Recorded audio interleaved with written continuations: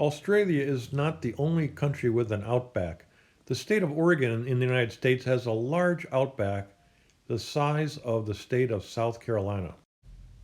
I recently took a 4-day adventure motorcycle trip to Hart Mountain Antelope Refuge in the middle of the Oregon Outback. On the last day, I discovered I had lost my phone. Well, if you watched my last video, you realize I had a really good time riding my motorcycle for 4 days up in the Hart Mountain area. However, on the way home, it was getting dark and late, and I really wanted to get home. I realized that I had misplaced my phone. And as you all know, anytime somebody misplaces your phone, that's where you have most of your information, your contacts and apps, and plus the phone costs a lot of money. So I was a little disturbed about that. When I got home, I used a Samsung application on a web page because I have a Samsung phone, and surprising to me, it located the phone in the little town of Plush where I had stopped to get gas and stopped to eat.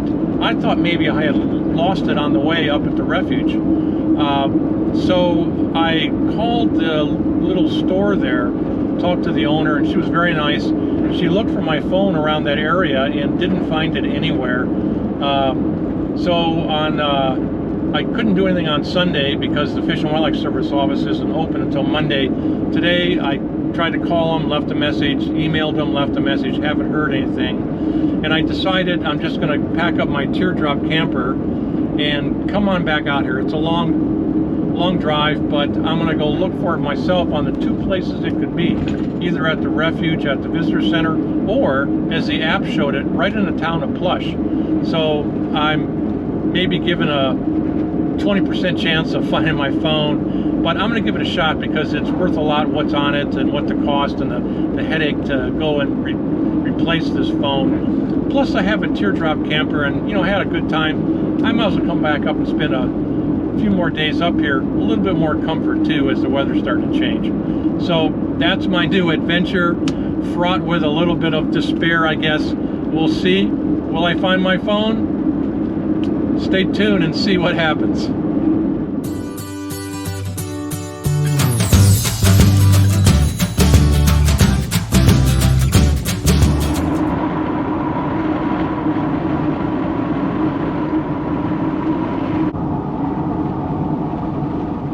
Well, I'm coming into Plush. It's just got another hour of daylight maybe.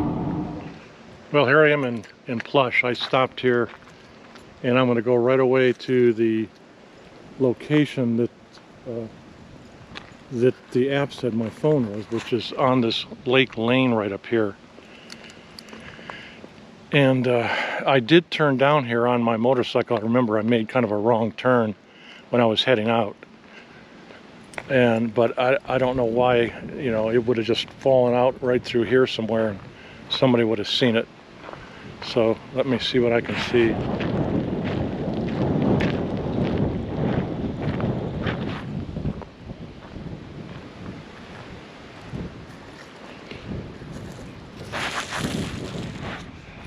Well, I didn't find the phone. I walked around town a couple of times and it was getting dark, so I decided to go ahead and watch some football, get something to eat at the little store slash bar. And then there's a county park right here in town, and I spent the night here.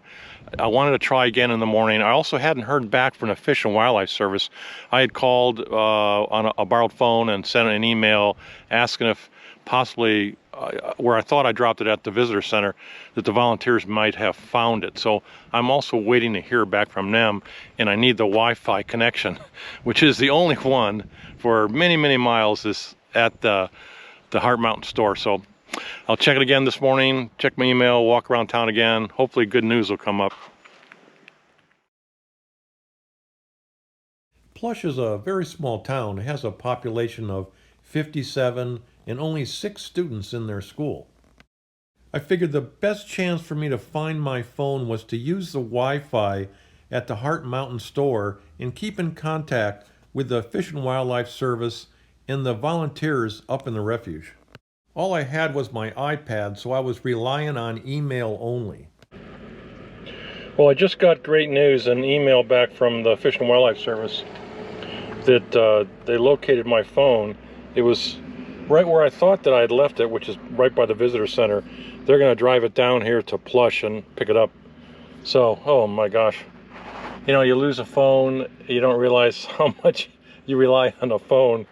And I was doubting whether I was going to get it out here in the middle of wide open country, but they did find it, so yippee! When I first discovered that I lost my phone, I debated whether to return back to Plush and look for it. After all, the Oregon Outback and the Hart Mountain Antelope Refuge is a very large area. But looking back on it, I thought, you know, the last time I used the phone was at the visitor center, so it's likely that I left it at the visitor center or in the parking lot.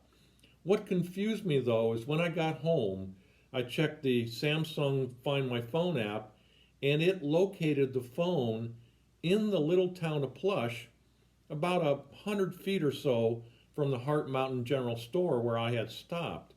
So then I had to second think myself, and I wondered, did I have the phone with me, and did it fall off when I stopped to get gas and eat my lunch before I left for home? That kind of drove me to go back to actually look. The fact that the Samsung app found my phone before the phone went dead, I had to return back. And as it turns out, I'm glad I did. So what happened is, I actually did leave my phone in the parking lot at the visitor center. And the two volunteers that worked there, they knew I was going to stop in Plush to get gas because I had asked them if they had any spare gas, that I was running low. Once they found my phone, which was probably about an hour after I left, one of them drove all the way down to Plush to see if I was still there. And I had left probably about an hour earlier. And that's when the phone pinged to the Samsung app for the last time and showed it that my phone was in Plush. They then, not knowing what to do with my phone, they drove back up into the refuge. And there's a campground that I spent the first night at, this before you get into the refuge. And there is a campground host there. And they dropped it off with the host, not knowing what else to do with it. And the host just held on to it until I contacted the Fish and Wildlife Service. They contacted the volunteers and the host, who said they did have the phone. And that's when the Fish and Wildlife Service then came down off the mountain, picked up the phone, and dropped it off at the Hart Mountain General Store in Plush. So it took 4 people to get my phone back to me, but I did get it back, and I'm highly thankful for everybody that participated in it to track that phone back in a very remote area so that I could find it.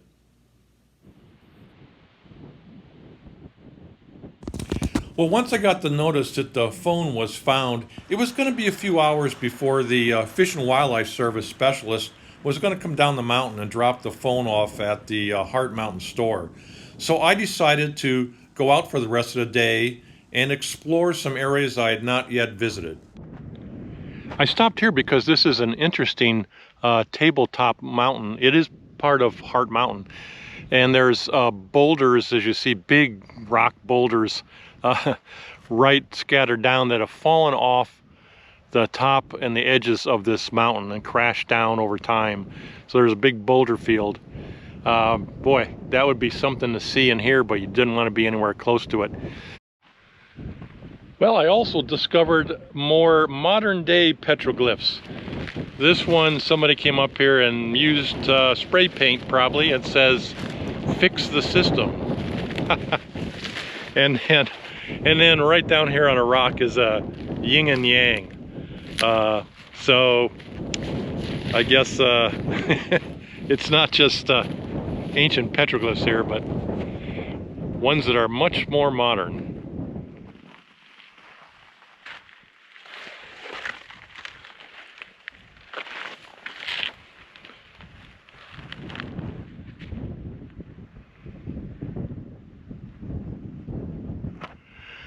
There's a truck coming up behind me. I'm back in this back road that's pretty remote. As you can see, there's nothing around. I think this might be a Fish and Wildlife Service truck.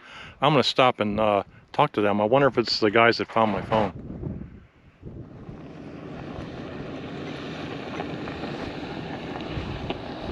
Hey, are one of you guys, Gabriel? Yes, I'm Gabriel. Gabriel, Yeah. Did you get my phone? I don't know. I've been getting a lot of calls. So. No, it's at the Plush. It's at The phone that I lost. Yeah. I was wondering. I saw that car. And I wonder if that's you. Yeah, it's at the Plush. Oh man, thank you so much. You know, I was out here on a motorcycle ride for 4 days, and I stopped at the visitor center, and then I went home and realized I didn't have my phone, and so I thought it had to be there, but I used an app and it showed it in Plush, so I called the store. They didn't find it. I drove out here. Anyhow, long story short is, boy, without a phone, you know, I'm, stuck. For sure. So good. The volunteers found it then, I assume, right there. So Yep. And, good. Yeah, you turned it back at Okay. the Plush store. At the Plush store right now. Thanks. I'm gonna head back there soon. Thanks much, guys. Yeah, you're welcome. Thanks. Oh, I feel much better.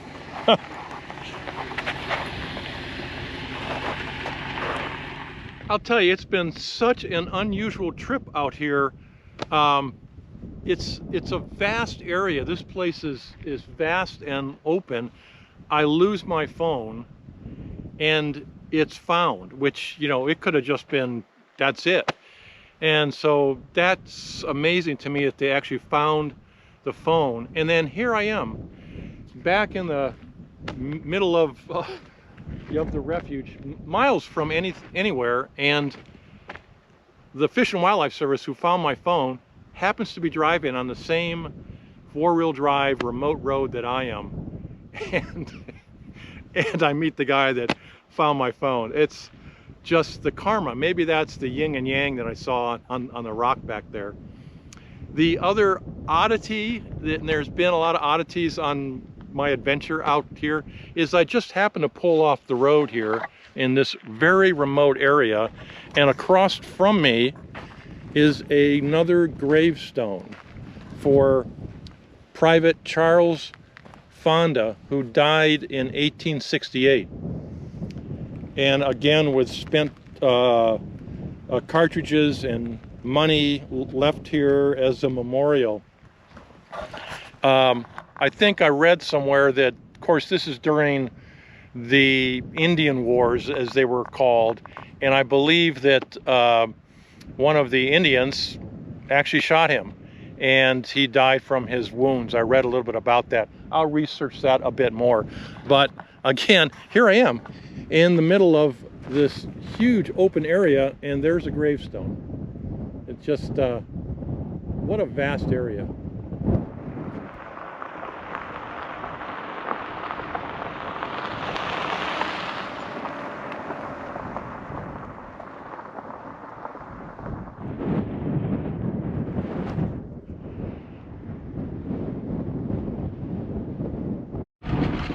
Well, look at this. There's a funky house out here up on the top of this hill, miles from anywhere. I don't think it's occupied. So I'm going to check it out. The uniqueness of this area continues to amaze me. So here I am there's Hart Mountain and this vast valley. And up here, I drove up on this spur road, and there's a house here. It looks like some, in an old deck. There's obviously no one living here. And it looks like they just abandoned it. Oh, there's a water tank for storage of water. Some propane tanks here. Unique kind of art design on the top with all this welding, and a house with there's a fireplace in there I can see, and a stove. Let me see, it's actually open, so I can go in here. Look at this. What the heck is this? It is warm in here with this windows in the sun. Here's a kitchen, which looks somewhat modern. A wood-burning stove, probably to heat the place. They must have had solar electric because there's a lamp. Here's a bed which still has the bed sheets in it, and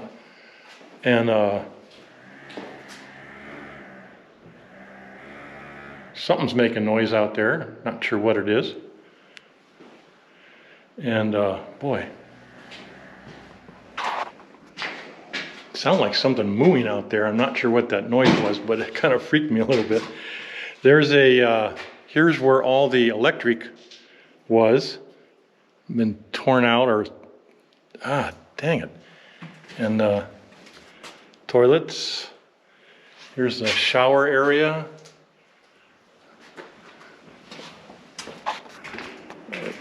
Table of some sorts. Somebody spent a lot of money building this place. It's not very big, but wow.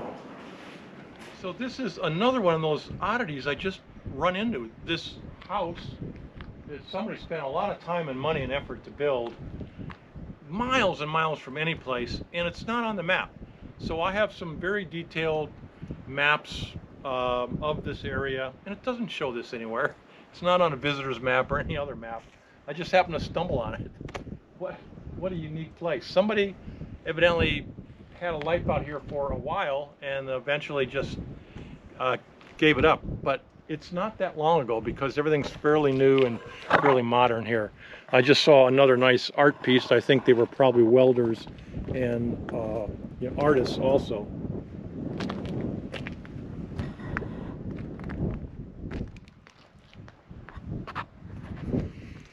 Whoever built this unique artistic house wanted to live alone, wanted to live away from civilization, because there is no civilization, no buildings, no structures, no power lines, no real strong evidence of humans as far as I can see.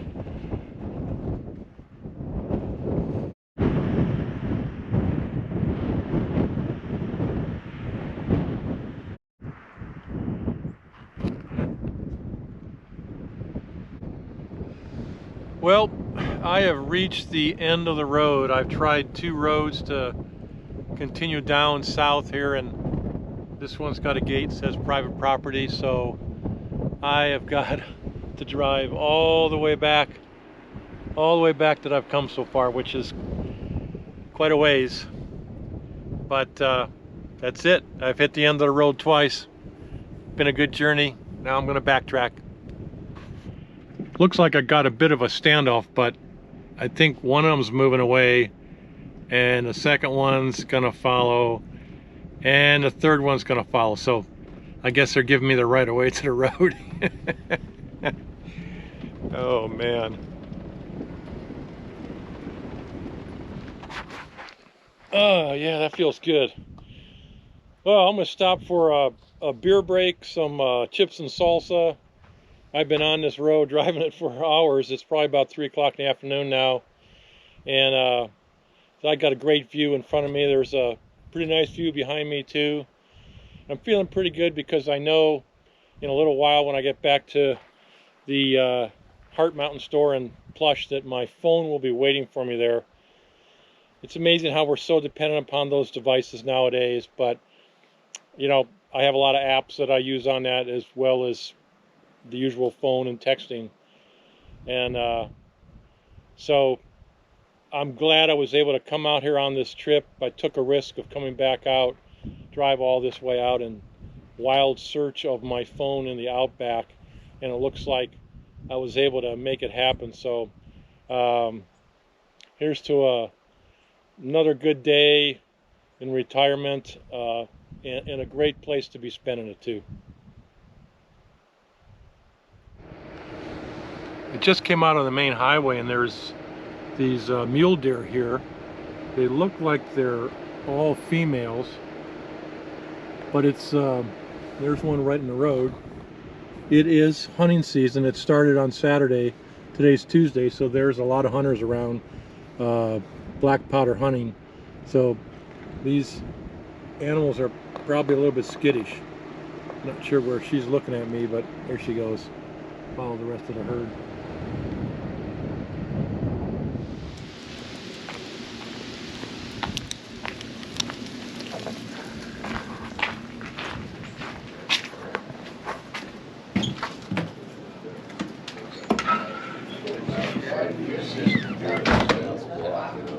Play really loud music and stuff like that all the time. Just acting like tweakers. Well, I remember one time I was out in front. They do. They couldn't hear him knock. The music was so loud. So he takes his nightstick and he's tapping on the thing. This guy comes to the door and you can hear him yelling at that guy. Yeah, that's what he was thinking. I'm hoping you have a present for me. I do. That is the best news I've had in I don't know how long. Yeah, that's pretty cool. There it is. Oh man, thank you, sir. You're welcome. I appreciate it. Is this all together? Got the phone, man. Oh. All right. There it is. I got the phone. I guess I'm feeling a little better now. That was a bit of an ordeal. So I didn't have it for 3 days, but during that period of time, you know, I really wasn't sure if I was ever going to get it back. I figured it was gone, and that was going to be a real hassle. So it's so nice to have the phone back, just to avoid the cost and the hassle and the time that it would take to replace it. So, all right, I'm feeling good. Well, it's late in the day and I just decided to go out for a ride and enjoy more of the scenery. I'm in a canyon, I think it's called Miner's Draw, which is obvious. There's this old mine waste pit here and the cabin down below and draw. The road's heading back up. There was a couple hunters down here that I talked to. They said the road goes all the way out, but it's a long way, so I'm just going to backtrack. But some more wide open spaces. I made it down to Waddell. It's another very small town. Really has one store with the gas station. Sits on Highway 140. It crosses the southern part of Oregon. Most of these crossroads are really not much more than a store. This one's established in 1896. A few homes and the post office, but they're generally the only sign of commercial civilization for miles and miles and miles. So residents and travelers really rely on these places. Of course, this is the place to do it. This is the place to be, right? Exactly. I got snowed in here 10 years ago. Really? And they made a great big pie, meat pie. Oh yeah. And everybody to feed everybody. And it was delicious. Yeah. Saved our life. Oh yeah, I've had that happen. We got this is the only place to be. It was. Stuck in a snowstorm. Happened to me in Kansas. Oh yeah. All right. How you doing?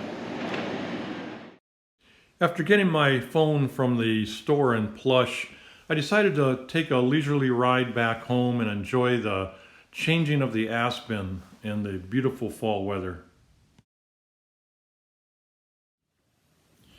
So why did it take me 3 days to get my phone back? I had dropped it in the parking lot of the visitor center, and the volunteers there, they found it within probably an hour or two. The problem is they didn't know who owned the phone, and that was my fault. I normally carry my phone in a case, and I've got my name and some contact information that get a hold of me by email or my address. But on this trip, I was using a drone to take some aerial photos, and I used my phone as part of the controller. So I take it out of its case and I use it just as it is, nice and thin. And my mistake is I don't have any contact information on this phone, which I'm going to change. So on the back of the phone without the case, I'll also have my name, my address, my email. If they had had that, they could have sent me an email and I would have known where the phone was and I would be able to get it back right away. But they had no idea who owned this phone. So it was really up to me to to kind of track them down and let them know I was missing a phone. I guess that's another senior moment that I'm going through. So I'm going to identify all my toys a little bit better so people can get a hold of me by email, phone, various methods. So anyhow, it's back though. I guess that's the good news. Well, I hope you enjoyed the video and my adventure getting my phone back out of the Oregon Outback. If you did, give me a thumbs up, and if you'd like to see more of my senior moments, please subscribe, and I'll see you next time.